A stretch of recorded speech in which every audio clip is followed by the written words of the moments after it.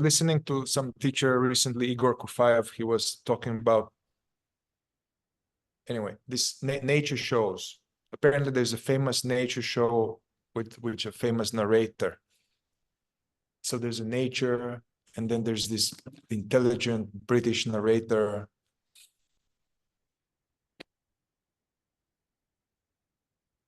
And also that is a beautiful British narrator, but it's still a narrator. And he was saying, yeah, basically, do you think nature lovers, they go and have all this shit?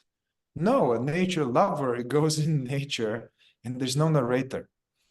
So the sense of me, the ego, false personality, the identity we walk around with in sleep is this narrator. And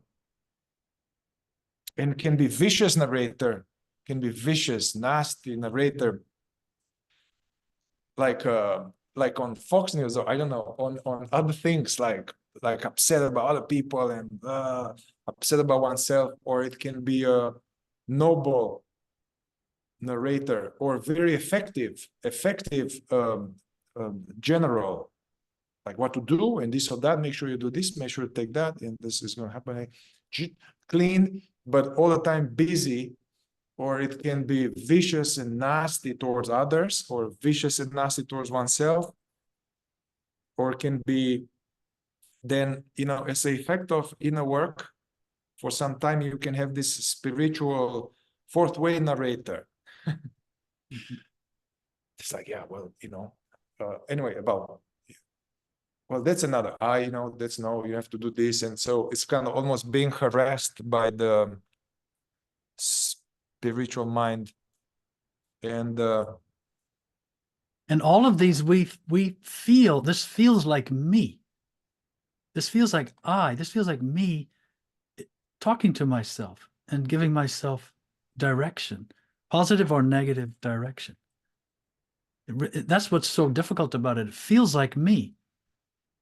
And this is the illusion of what the Eastern traditions call the ego. Fourth way calls imaginary I.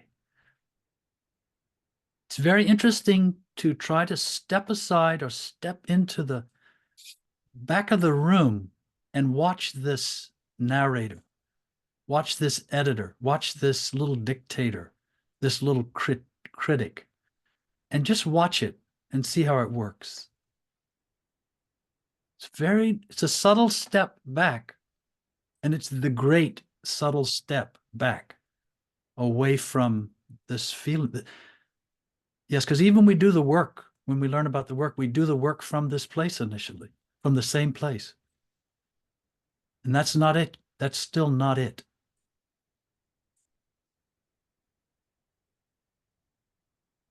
You know what Peter said? It's actually okay. There's this Italian wise man, Petrarch. He would say, "My own mind is struggling against me. Why am I drawn to the bait? My own mind is struggling against me. Why am I drawn to the bait?" So in the second state, that's what we're doing all the time. Awareness is pulsating weekly, and it's a habit. We practiced it, and we can't. For most people, everybody I know, it doesn't just hey, just go behind the curtain and then it all stops. It doesn't work like that. So it's a gradual process.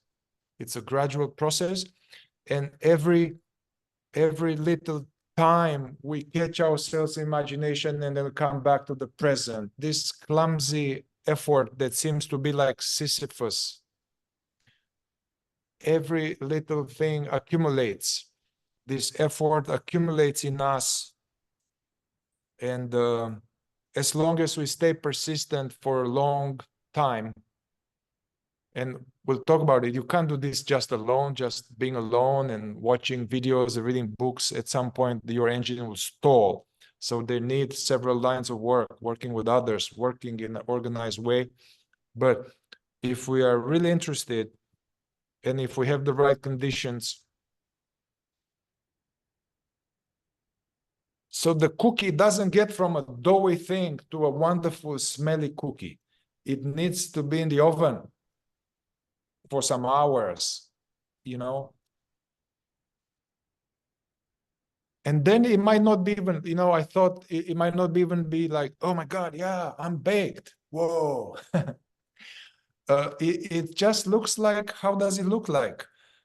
It is like less narrator. There's no narrator, but it's nothing special. That's the thing. It's not like you're blissed out and seeing the numbers in the buildings like in Matrix and there's angels flying. No, it's like probably like how cats are, like so yeah, it's the absence of that.